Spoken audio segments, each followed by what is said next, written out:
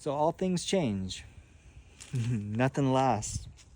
That's something Peter Matthiessen is dealing with in my favorite book, The Snow Leopard, as his days at Shey are winding down. He's been there almost 3 weeks, and it's about time to leave, to turn around and begin the long walk back to Kathmandu.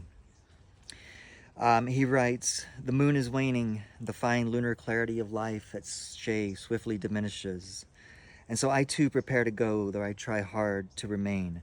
This makes me sad, and so I stare about me, trying to etch into this journal the sense of Shey that is so precious, aware that all such effort is in vain. The beauty of this place must be cheerfully abandoned, like the wild rocks and the bright water of its streams." I think there's something very wise and profound in this acceptance of impermanence. I was raised in a evangelical Christian culture that has the idea that when I die, or the rapture occurs, whichever happens first, I'm gonna go live in heaven and be with God for all eternity. And as a kid, that was really kind of distressing to me. It was almost depressing, and remains that way as an adult. This idea of eternity is really very frightening to me.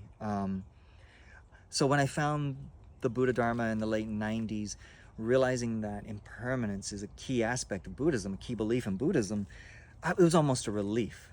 And I think there is some profound wisdom in this cheerful abandonment that Matthiessen talks about.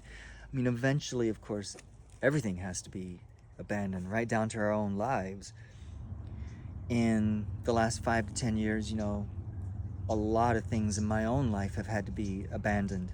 Some of them cheerfully, some of them I held on to kicking and screaming. But still, eventually, all those things had to be abandoned.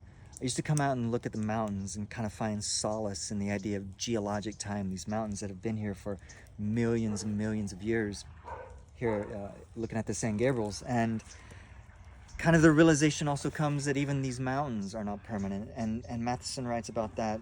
In other days, I understood mountains differently, seeing in them something that abides.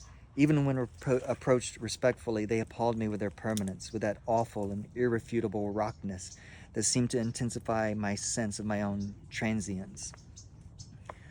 But I think there's something really cool in that, if we can get our heads around this idea of impermanence and letting go of things and just being at Shey for a little while and just being Brandon for a while.